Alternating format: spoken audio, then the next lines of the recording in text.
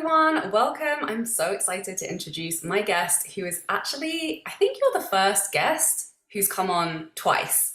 So that's a very special honor to have you back on the show. We have with us Samantha Bove. She is a Forbes featured leadership coach who empowers CEOs, leaders, and teams globally to harness the power of their intuition to enhance decision making, deepen communication skills, and cultivate unshakable confidence. She's the founder of Zen Boss Academy, an award-winning business school where she passionately teaches mission-driven entrepreneurs how to launch purpose-driven, profitable businesses.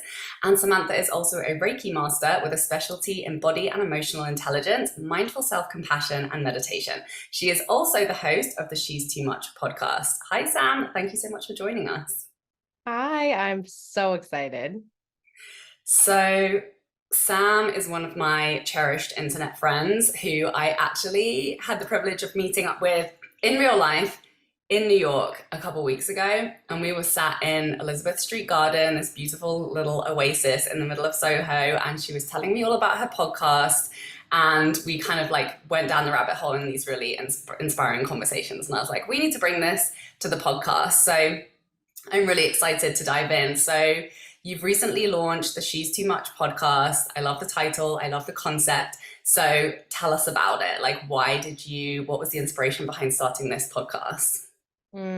Yeah, so I don't even think when we met up, I had launched the podcast yet. No. I think I was still in the writing phases, and it's so wild. You know this, I feel like better than anybody, like when it's in your head and that it actually like makes its way out and the different stages. And honestly, almost like a mini grieving process that happens when it actually gets put out into the world and becomes its own thing. And so that's kind of where I'm at right now. We're like a month from launching, and it's honestly, it's just been amazing. So the purpose of it really for me was I needed to channel like some of my rage. I needed to channel I needed a place to channel my emotions and like all my feelings about what I've been witnessing in my own life as a woman who is just a lot. Like I fully accept and embrace and I'm on a journey of even accepting it even more that like I have pretty strong opinions. I'm definitely not quiet. Like, I'm definitely not a wallflower. I like talk really loud with my hands. I get really excited about things and I feel a lot. And the real, I would say, spark of it was my fiance and I separated about a year ago, coming up on a year in a couple of weeks. And really at that point, I just felt like, oh, wow, I really do need too much from this person. Like, but it's not that I'm too much. I just need too much for what he can give me. And I actually require the perfect amount from someone who has the capacity or maybe the willingness or however you want to, look at it through the lens. Um, yeah, like there is somebody out there and there's a community of people, also my friends and my peers and my colleagues like you, who look at me and are like, you're not too much of anything. You're the perfect amount for the right people. Your dreams aren't too much. Your needs aren't too much. You don't overthink things. You think, the perfect amount of that requires for whatever it is that you want to create. And I really just wanted a space to explore all of these areas in my life, from my sensuality just being too much as I've embraced it more, my confidence, my dreams, my goals. I needed a place to talk about my own journey of how I'm like really trying to fully accept, like, this is who I am. And if I ever find myself in a space or with people that make me feel like I need to shrink, I'm getting out of there. It's not my place. Yeah, and I think this is kind of a like challenging conversation. Like something I always think about is I'll never know what it feels like to be inside somebody else's body, and no one will ever know what it likes to be, what it feels like to be me and to feel the way that I feel. Obviously, like we're all so complex, we have complex histories, we're all so different. And I feel like as a culture, our emotional intelligence is kind of like at the level of a toddler when it comes to identifying, expressing, and talking about our emotions and like supporting each other in our emotions. I feel like we're definitely having an awakening around that. And, obviously people like you and I, and just having these conversations is, a part of that change.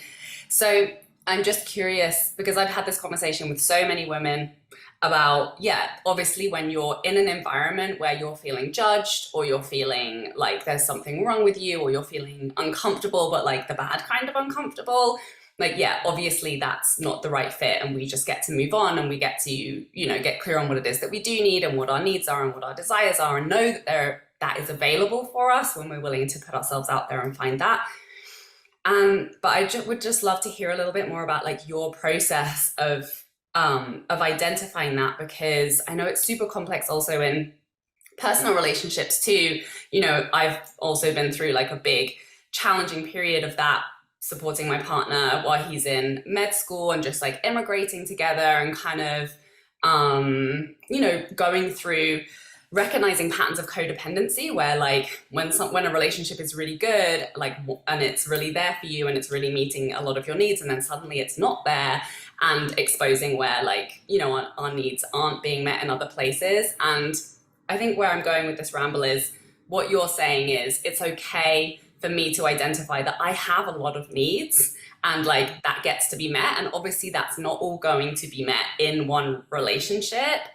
So yeah, I'm just curious sort of like how that conversation has evolved for you, and understanding how to meet your own needs, what your needs are, and like, yeah, taking responsibility for meeting them, and making sure that others are, a good match for meeting them, and who you choose to be in relationship with.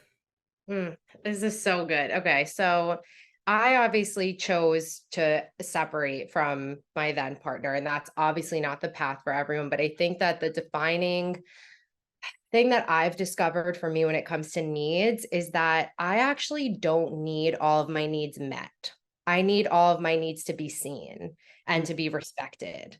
The beautiful thing I think about identifying needs is that sometimes once you're in this space where somebody, not only you've recognized the need, you've voiced the need, and somebody says, I see that need, and either this is my insecurity that's making it very hard for me to meet this need, which is a huge level of emotional intelligence to be able to say, your need is bumping up against my insecurity, and I don't know if I could handle that.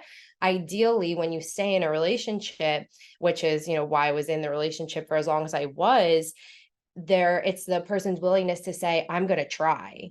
Mm-hmm. And it's that belief, and it's that faith that you believe that they could actually try to meet that need, right? And you're also doing whatever you can within yourself, of course, to fulfill that own need of whatever that is: safety, love, acceptance, appreciation. But for me, I'm not only looking for somebody to like accept that I have these big goals, or accept that I'm a certain way. Like, I want like radical support. Like, I really am looking for that like level of encouragement to bring me even beyond the barriers that I set on myself of my own limitations and my own security. So I recognize that I am asking for a lot, let's say on the romantic partnership front. But what I've really noticed about needs is that sometimes like the second they get met, you realize I actually don't need that. I thought I did, but actually that was coming from a place of wounding, or from my own insecurity, thinking that you needed to meet that need when really I needed to. But once you really said to me like, okay, that's valid, because I think everybody's needs are valid, right? As long as they're not hurting anybody in the process, then it's like, okay, wow, all of a sudden the charge around I need this and I need to be supported in this all of a sudden disappears. And so I think that's really the difference, is like, is somebody willing to, without judgment, see that need, which again could often be like an insecurity, and say like, I fully accept that. Like, I don't know if I can fully meet it, but I'm going to try, or at least I'm going to sit down with you and get curious about why it is that you need that and what it is that you're looking for. And I think if you don't have that, then to me, that's not the foundation of a partnership that I want at all. Yeah, I love that distinction. And I think what this is making me think of, this whole concept of she's too much, is ambition. And this is the word that I've kind of struggled with myself. Like, I never really resonated with being ambitious. And then it was something that kind of came up when I was working on my business and my messaging and the types of clients that I was looking to attract. And I don't know, there was a lot of words that kind of turned me off. And I think because of the association that I had made with them around it being either like masculine, or just, not something that I identified with, or something that I could see myself in. until I really sat with it. And I was like, oh no, like I'm really fucking ambitious. Like there's not many people that have as many big goals as I do. There's not that many people who, I mean, there are many because I'm constantly surrounded by people in that way. But I think the realization for me was like, oh, there are people who don't want this, and that's okay, and that's the distinction. And and I think something that comes along with ambition, which maybe has been easier to identify with for me, is like passion and romance. And I think sometimes a lot of those things come hand in hand, right? Particularly with creatives. And being like recognizing myself as a romantic isn't something that I really connected with until I met my partner, who's also like super romantic. And when I suddenly was getting that, I was like, oh my God, I feel like I always wanted this, but I never had it. And that's the thing with romantic relationships is, you know, I feel like we always just like settle for the best that we think we can get because we've never experienced, you know, the extent of what it could be. And then every relationship, you kind of learn what you like and you don't like, and you shift and you kind of shift your standards and know how to watch out for those things. And so, yeah, I think that's a beautiful thing. And I think, you know, probably most entrepreneurs like are really ambitious. And that is something to celebrate because we have the drive and we have the tenacity and like the work ethic to actually bring a lot of these things to fruition. And we need that. And so recognizing that we just, you know, we get to have the relationships that support us to make it easier and to feel really supported. And it's okay to walk away from the ones where we feel like we're kind of battling, even though it's not the easiest thing, right? Yeah, So I would totally. love Well, to hear, I know that's been a big, you're kind of like in this period of, you know, you had to walk away from that relationship, which I can imagine must have been so challenging for you, but I know that has opened you up to so many more amazing relationships. So I'd love for you to like share that experience as a, you know, inspiration for anyone who may be in fear of walking away from challenging relationships. totally. So I think this actually goes hand in hand.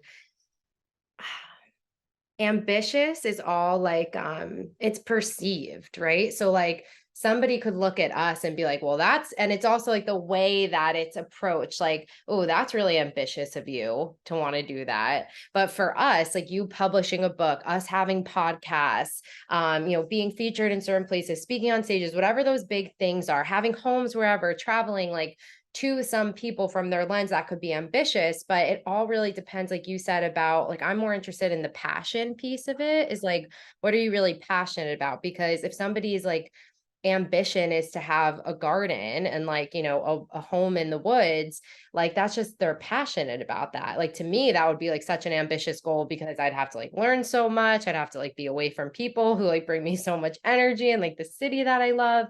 So I do think that's a really interesting thing to think about. And actually, I find that it's the people that normalize my ambition that I feel the most comfortable with. So, like, why I enjoy spending so much time with you and we can chat for hours is that there's never this sense of if I'm saying I want to do something that you're like, oh, well, that's like overly ambitious. You're just like, that's amazing. That's so doable. And I think that that's a really good gauge for me with also like romantic partnerships and feeling like, I was actually reflecting on this the other day. Like, I felt like my dreams were so much more unattainable when I was in a partnership. Combination of like he wasn't in this industry, didn't really understand how possible it is to have like the depths of connection and the level of success that I know we're both craving. But also I think it's a really good marker to notice the people in your life that really normalize your ambition and like see you in your passion and celebrate it. And those are all also often people who have their own passions and like have their own ambitions for life. So it's definitely something to think about. But yeah, in terms of leaving the partnership, I mean, yeah, absolutely the hardest thing I've ever done. But also the easiest in a way. As soon as it happened, I felt like I had 1,000 pounds off of me. And yeah, something that you said before about um I don't know if you were saying like women, but it's something I've been thinking about a lot, talking to my therapist a lot about is, you know, finding somebody that you really like and then just kind of like latching, like, okay, like you could potentially meet some of my needs. So amazing. I'm going to just lock it down. And I found that I'm pretty, rare in my experience of like wanting to date multiple people. And like even saying it, this is just all such patriarchal bullshit. Like even saying it, I feel like I'm saying like the most like naughty, radical thing in the world. Like I can feel it in my body saying, like, yeah, like I've dated multiple men at the same time, like going on dates, talking to different people. And I was talking to my therapist about it recently because I had posted that I can't believe I'm sharing this, whatever. The point, right? I had posted that a girlfriend of mine, we've been like challenging each other to just build our confidence because, as most people know, after a breakup, like my confidence was shit. And like my ex wasn't very like expressive with words of affirmation. And so, I probably was told I was like beautiful, maybe like a handful of times in 5 years, which maybe not everybody needs that, but like I really appreciate it. And beauty from the recognition of like you're radiant, like your energy, like God, nothing is better than a like your energy is amazing compliment, not just physical beauty. But anyway, so my friend Dasha and I, we were really working on building each other's confidence. So we were challenging each other to like give, if we saw an attractive guy, just like go give our number out without attachment. And so I did that a couple of times. And again, I was dating, a couple of people at the time, nothing serious, was very transparent. Like, I'm dating right now. I need to be single for at least a year. Just got out of this long relationship. And I had posted about it. And this man and I weren't following each other on Instagram, but somehow I guess he saw it and was like, it gave me the ick that you did that and I'm out. And so it was really interesting and so confronting for me because I'm like, wow, I told him I needed to be single. We had seen each other on dating apps, so we both knew we were dating. And yet my forwardness of giving a guy my number was so confronting that after however many months of us dating, you don't want to engage anymore. And it's been a really, really interesting experience and also really beautiful for me because it's going to take a lot for me to fully commit myself to someone after the experiences that I've had. And I don't think there's anything wrong with that. Like, I think that if I had taken a slower pace with my ex and with all of my relationships, I probably wouldn't have committed to moving in, to getting engaged, to all of these things if I had gotten to know the person for longer. Granted, everybody's timeline is different and everybody's connection is different. People get married after a month and some people just know right away. And I totally think all of those experiences are valid and true. But for me, I'm like, what is wrong with me really wanting to take my time? But what that's doing is it's bumping up against people's insecurities so big. And then all of a sudden it's redirected towards the woman of like, you're gross. Like, that's disgusting to want to do that. So it's definitely something I'm navigating, but in it really has been a very illuminating experience of truly what it is that I'm like looking for and want. Hi loves, I wanted to let you know that I made a special free gift just for you. It's called the Cash Injection Ritual, and it's my 3-step method that you can use to create extra cash sales starting today. I used to suck at making consistent money, and I believed I would never be good at sales because I refused to do anything that feels out of integrity. Then I discovered the powerful mindset shifts I'm about to share with you, and I implemented this cash injection ritual to double my income 3 years in a row, making it to 6 figures in my dream coaching business. Now I'm so effing excited to share this work with you so you can start receiving the money you so deserve. So click the link in the description or go to withsarahmac.com and you can download the cash injection ritual from the freebies menu at the top of my page. Please remember to share your celebrations with me when the extra sales and cash starts to roll in. Before we get back to the episode, I have something exciting to tell you about. There were a couple of key things that changed everything in my life as an entrepreneur that allowed me to bring in 6 figures while working half as many hours and having more fun than ever before in my business. It was money mindset work around how I was doing business, combined with getting good at sharing strategic sales content online. I know you know that this is your year to start hitting your 10K month income goal and living the life of creative freedom and fulfillment you have been dreaming about. You're ready to be consistently attracting total dream soulmate clients through the creative content you're sharing on social media, and you want to be reaching more people, charging higher rates, and working much less. So I'm very excited to invite you to join me in Freedom Club, my mastermind, where you'll receive tailored high-level support to master the skills that will create your dream life and six-figure dream business starting now. With focused weekly trainings and coaching calls to find the clarity on your content that's going to make you the most money, to design a simple, fun launch strategy you'll enjoy following through on, plus daily support and feedback from me in the Voxer chat, you'll find that sweet spot in your business where you're the most confident in your work, having the most fun, and making the most money. Go to withsarahmac.com/freedom club to apply now. Now let's get back to the episode. Okay, let's unpack this because I think it's such an important conversation. So, okay, I just did this really amazing new moon ceremony with Sarah Jenks. I don't know if you know who she is. I do. I love who she is.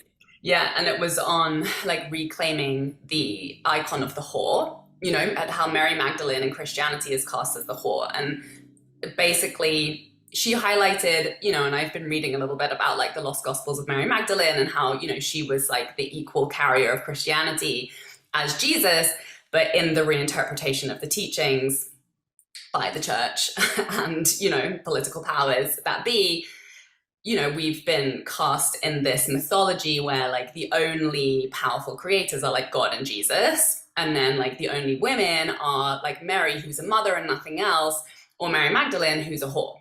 So, there's like nothing in the spectrum of like power or like sensuality or all of those things that were embodied by the women, by the bringers of spirituality and, the teachers of love and compassion. I've been learning about this recently. And so it's very easy for women to just be cast as like, you're either cast as the mother and just like given an absolutely like unnecessary and unheard of workload because like no one else is taking the burden and you're just like drowning in, how the culture doesn't support mothers, or you're cast as the whore. And then it's like all of the shame, right? The shame, like there's no spectrum in the middle in our mythology for like women to be celebrated and revered in our sensuality and our power and our wisdom and be a mother, and be a lover and be multiple, rather than just cast in these roles in relation to the men with power. So there's that. And I think the other conversation, which still surprises me because I've been a serial monogamist. Before I met my husband, I did the same thing. I was like, I'm going to be single for a year. I struggled because again, I was just doing like the latching on thing, but I was in an open relationship, which I still wasn't like super open.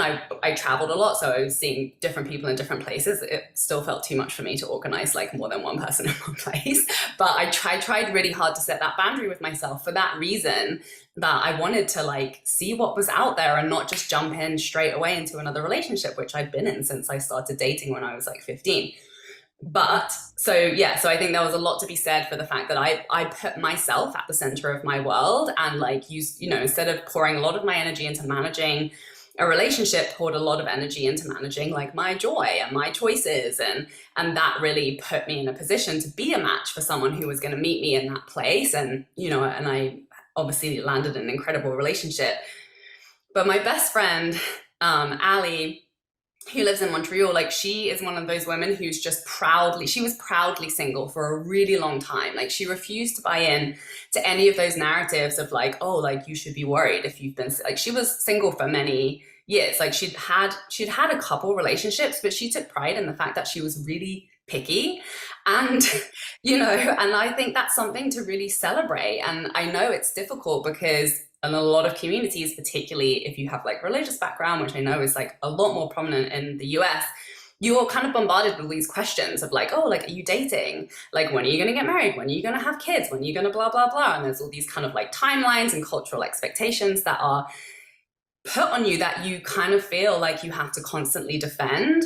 So I think this narrative of like, let's celebrate women who are choosing to be single over just like falling into the next guy who rolls along when she like the last relationship ends, and to really take that time to set her standards and get clear on what she wants and to have a filtering system and being willing to walk away from the people who aren't a fuck yes, basically. Yeah. And, it requires a level of communication and honesty that I don't think most people are prepared for. So a large part of the reason why I'm like, I need this year at least of being single is because, like you, I was in a relationship from 15 to almost 20, and then about 2021 to 26. So I really never had that time to explore what it meant to prioritize myself, like truly, because everybody knows it's been in a long-term relationship. That person comes in, and even if it's the most healthy relationship in the world, they take up shop in your head. I like, and especially if like things are a little bit rocky, you know how hard it is to get things done in your work or prioritize your friends. Huge mental real estate. And most of the time it's so fulfilling. And hopefully my goal is somebody moves in and they expand my mind even more, so I have even more space. Hopefully we'll get there. But regardless, it's like a huge thing. You prioritize them. It's a huge responsibility. It's always questioning, like, am I going to go work on this a little bit later tonight? Or am I going to go, spend time and cuddle? Like, it's a whole game. And so of prioritizing. And so one, like I really want to prioritize myself and my girlfriends and my work, my creativity without having to explain it to anyone. And two, like I'm really not dating to find him. I'm really dating to understand myself more. And what I've experienced is like I've met these men who have seen me in a certain way, ask questions to a level that I've never experienced, who have like opened my mind, exposed parts of me, like in a partnership that I was like, damn, I never even knew that this silliness or this character or this quality could be so important to me. And now that I'm noticing that I haven't had that, that is like absolutely going to be at the top of my list now. And so I think that bringing it back to the communication piece, I see this all the time, like with friends or wherever. It's like, yeah, of course you could get, let's say, lucky, and like the next person you meet out of a relationship could be, one of the ones for you, have a lot of lessons, be a big love. And it's like, well, there's 8 billion people in the world, and I'm going to just pick the next one that comes, or the second or the third. Like, I really want to give myself the opportunity to really like know, like feel like, yeah, this is worth me investing my time and prioritizing this person in front of me. And with that, though, the communication piece and the emotional intelligence piece of it is voicing that to people, because that's the scariest part, is like saying, like, what are you looking for? And I ask on the first date, I'm like, why are you dating? Like, why are you on apps? Why are you like, what is your purpose here? Are you trying to get married? Are you trying to have a girlfriend? Like, this is what I'm doing. Like, I'm not closed off to being in a monogamous relationship. Like, that's definitely something I'm desiring. But right now, like, I am dating. Like, I'm newly single. This is what I'm experiencing. And I'm realizing that even now I have to have like even more transparent conversations. And it's really uncomfortable. And I think, especially for women voicing this, it is like painful, because that most people are going to judge you. And it's interesting though, because like men that have just been doing that for decades, Yeah. just been dating without voicing it, and then people get hurt. So it's complicated, and I'm definitely not an expert in it, but I'm navigating. Bravely paving the way. No, it's so important. I Attempting. mean, yeah, like everything comes down to communication and skill. Like relationship, the quality of your relationships rests on the skill and the willingness of both people to communicate better and like with more love and compassion and understanding. And unfortunately, it's a rough world out there, and you have to be the leader in it, especially as women in communication with men. And unfortunately, if they're not willing to listen, like move on to find the ones that are. It's like that's not something that we want to be wasting our time. Like you can give it as much as much as you feel willing and able, to give, but there are men out there who are willing to communicate. There are men out there who are emotionally intelligent, and there are men out there who are willing to learn and are willing to listen, men, women, whoever. And that's what, but if you're putting that in and you're bringing that from your side of the street, then that's what you deserve on the other side of the street. And it's okay to keep walking until you find that person, or, some of those people. So I love this conversation so much. I would love for you to share, like, I know something that inspired you to start the podcast was, yeah, being annoyed by all of these ways that women, we kind of keep ourselves out of our power, and like the small ways that we kind of comply with these narratives and these restrictions. So I'd love for you to just tell us a little bit about your perspective on that. Yeah, totally. So, I mean, dating has been one illuminating experience. Um, just asking for what we want in general. I mean, I think like even yesterday, I was getting a pedicure, and as soon as like the nail polish went on, I was like, I'm gonna do like a funky blue color. Like, who am I? And she puts it on, and the second she put it on, I'm like, oh, this is not me. Like, I'm gonna hate these toes for the 3 weeks they're gonna be on. I'm gonna be every time I'm gonna be like, what the fuck was that? And so like I had this whole internal dialogue of like, I don't want to be annoying. Like she just put it on, and I'm like, this is the practice of saying, excuse me, I changed my mind. Do you mind changing the color? It's like all of these ways. It's literally just speaking up. It's literally just asking for what you want in every single area of life. And I love dating for the fact that I get to really practice what I preach, like from the first date. Like I was thinking about this. I just started drinking martinis. I'm such a cliche. Moved to New York City, started drinking dirty martinis for the first time in my life. And so I was on this date, and I asked for like a Bombay, like I like a certain type of gin. And she brings it, and I know it's not that kind of alcohol because it tastes like gross. And so I just said, like, I had this whole internal dialogue again of like, I don't want this guy that I'm just meeting to be like, this bitch, like, she's so picky. She's seriously going to return the drink. And I'm like, this is my opportunity. Like, this is who I am, especially when I'm paying for something or exchanging my energy in some way. Like, I want what I want. And so I asked, she switched it, and it was the right one. And so it's like all these tiny little ways of just starting to notice I want something, and I'm censoring myself because I'm worried about being perceived as annoying, needy, or too much. And there's just like a million examples. Another one I've been thinking about a lot, I just released a podcast episode on it, is apologizing. This was like one of the biggest game changers for me, apologizing for feeling like, I'm so sorry, I'm crying. I don't know why I'm crying. Oh my God, I'm so sorry. I'm in a bad mood. I'm so sorry. I'm so upset. Oh, I was just so angry. I'm so sorry about that. Like, not responding for a few hours or even a few days to an email or to a text message. I'm so sorry. It's a compulsion. People bumping into you and you saying, I'm sorry. Like, I do that all the time. And it's something I've really tried to stop. Apologizing for our looks. Like, that is a big one. Like, I really notice it now. Like, if, a friend comes up to me and like her hair's in a messy bun or whatever, like, oh, I'm so sorry, I look a mess.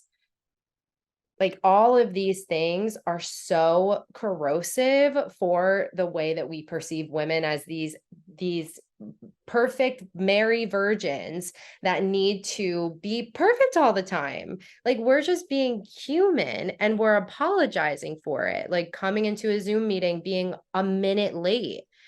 You don't need to apologize. You can say thank you for your patience, or you can just walk in like a man would walk in, like as a human, 30 seconds behind. And so these are just all the tiny, tiny ways that really do add up to us constantly feeling like we're doing something wrong when we're not. We're literally just being a human. Yeah, I think I'm thinking as you're speaking, like, what is the opposite to these things? I know, for the I'm sorry when you bump into people, now I'm always like, oh, excuse me. I feel like Mm-hmm. that's a good replacement for that. But I feel like the opposite opposing energy is just like, you're welcome energy. Like, you're welcome you got to wait for me. You're welcome you get to see me in my messy bun. Like, you're welcome that, I'm choosing to share space with you. And then what that brought up for me is what I've got a lot, even in my relationship, is being called arrogant. And I've reflected on that, and I'm like, I'm not being arrogant. Often I'm being, maybe sometimes I am being arrogant, and like, I'll own that if I am.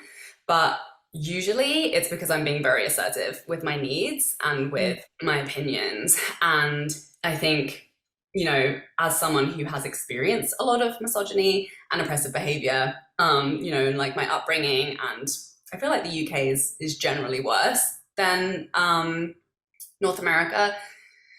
It's like, my tolerance for it is so freaking low that like, I'm kind of beyond caring if I make other people uncomfortable, because I'm so beyond taking that on. It's like, after a certain time, I'm like, I think maybe that's a thing with age. Maybe it's a thing with just like when you've had particularly abrasive people in your life that kind of like develops earlier.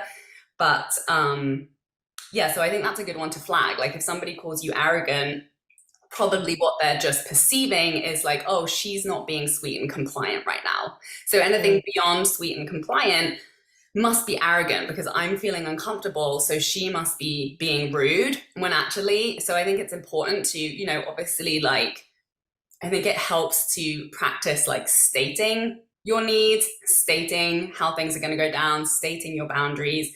And yeah, sometimes we do have to do that with emotional intensity, and like that's okay. Like we get to give ourselves permission to be angry. We get to allow our, like you say, our emotions to take up space and to help other people to become normal, to realize that that isn't a normal experience, that we're human beings and we don't have to constantly sanitize our existence for other people's comfort. And I think, so there's a level of practice and uncomfortability within ourselves. And I think the halfway point is, yeah, okay, so I'm used to being super sweet and compliant and people pleasing and everything that I do and apologizing for my existence. So maybe the half step is just like really sweetly stating a very hard boundary. Like there's no wiggle room on this. This is my boundary and I'm going to be sweet about it to make that palatable to you. But I'm like, let it be known that I'm not settling for anything other than this. And then I think the level beyond that is like, yeah, full self-expression. Like obviously having our emotions, obviously not inflicting harm on others. And still, the goal is, productive communication, compassionate communication. But I think for me, it's definitely been like learning to name the emotional experience that I'm having and learning a little bit more about like conflict-free communication where you're leading with I. So it's not, blaming, it's not lashing out, it's not putting responsibility on the other person, but just stating your experience from the I perspective. Like I'm experiencing a lot of like this emotion right now. Like I feel like what I need, is this, and this, and yeah, like practicing. And it is a practice when we've been conditioned in the opposite ways. What are your words of wisdom around that? I mean, I'm with you on everything. I think it's great to give like one step be below, like instead of not apologizing at all for being a couple of minutes late and saying like, thank you for your patience or thank you for your grace, just not over apologizing. So I've like really noticed that with myself is like, if I do something that I do think is apology worthy, because sometimes it is like, sometimes you owe somebody an apology. Of course, I'm not saying never apologize again. A genuine I'm sorry is really important. And you don't have to apologize a million times. Like you Mm. can say, I'm sorry, and that's enough because once you go beyond that initial, I'm sorry, whether it's vocalized or you're just spewing about it in your head, that's when your perception of yourself really starts to change as somebody who always F's up, who like is just a nuisance, who never has her shit together, who's always a mess. And most women I know, myself at times too, like they feel that way. Like, God, I'm just always making these silly mistakes. Well, no, you've just conditioned yourself because society has conditioned you to think that you being human is a huge issue when really it's just being human and trying to exist in a society where we have thousands of messages and DMs and our social circles are way bigger than they ever have been. And we're really not able to keep up with all of it. And that's okay. And so I talked about this story on the podcast, like, I was meeting a friend who I really, really respect. She was a new friend. This was like one of the first times we were getting together. It's like solo. And she was just in town for the weekend. And she's like highly successful. I really admire her, really respect her. And I've been sleeping with earplugs in because I live in Little Italy and it's really loud at night. And so we were getting together at like 8:30 in the morning. I set my alarm probably for like 7, slept through it, wake up to her calling me. And I am like, oh my God, like I'm so embarrassed, all those shamey feelings. Like she's been sitting there for a half an hour. She's like, are you going to come? Like, did you oversleep? I had a feeling. I run there. And the whole time I'm like negative talking myself, like, oh my God, like you're a child. How could you do this? Like you run a business. Like what is wrong with you? Like all these negative things. Right. And then about like halfway there, as I'm like speed walking, I like calm down and I'm like, I have a choice. Like I could walk in and I could spend the first 10 minutes of now this only hour that we have together over apologizing, beating myself up to the point that she's probably going to feel bad for me. because I'm so distraught. And like, how many times have we done that too? I've done that probably like almost like strategically of like, I'm so apologetic to the point that now you should feel bad for me, which is like honestly pretty fucking manipulative. But I know I've done that.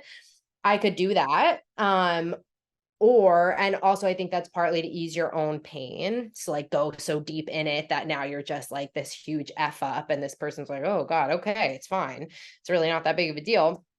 Or I could walk in calmly, even though I literally have like toothpaste running down my mouth and like didn't brush my hair.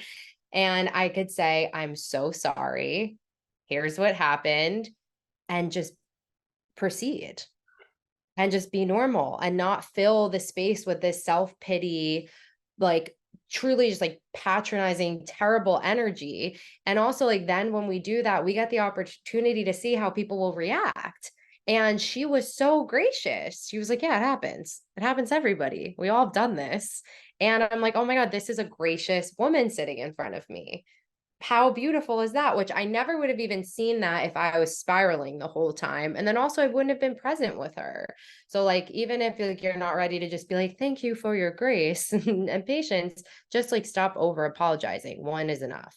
So I'm with you. I think it's honestly one of the worst habits we have as women. And like, there's also a lot of studies that show that we do apologize more compulsively than men, which to me just proves that society is always saying that we are effing up more than men are. And that's just not the case. We are not sorry for existing. We are not sorry for being human. We are not sorry for having emotions that most of them are put on us from centuries of fucking bullshit that we've been dealing with. So it's about time we stop apologizing for that shit and deal with it. Yeah. Yeah. I love this conversation. Thank you for coming on. Everybody who wants to continue this conversation, definitely go out and check out Sam's She's Too Much podcast. Please tell us, like, what else have you got going on? Where can people find you if they want to keep the conversation going? Yeah. So, speaking of emotional intelligence, I do corporate leadership workshops on emotional intelligence. So if you're the rare few that are probably listening to this that are in a 9 to 5 or have teams of your own and you want to start to foster emotional intelligence and intuition and communication practices in your companies, you can reach out on that end. And then obviously you can listen to the podcast, She's Too Much. And I'm going to be hosting Reiki retreats in the fall in New York. I do virtual Reiki retreats and certifications. And then of course there's the business schools and Boss Academy, but I like just as Sarah does love to make connections. So the best place is always just Instagram DM. If it resonated with you, I want to hear from you. And yeah, I'm just grateful to be here. I'm so grateful for this connection. Like you really just like really do mean a lot to me and inspire me so much. And I'm just happy that Instagram did its magic. Oh, I'm so grateful for you. You're amazing. And I'm kind of sad that I'm leaving New York when you just arrived, but well, hopefully we'll definitely hang out in real life in LA and I'll be back to New York, I'm sure. But Definitely. thank you everybody for listening, for tuning in. Please share this with someone who you know would love it. And we'll see you next week. Bye. Bye. For more inspirational content, head over to my website withsarahmac.com and please support the show by liking, commenting, and subscribing.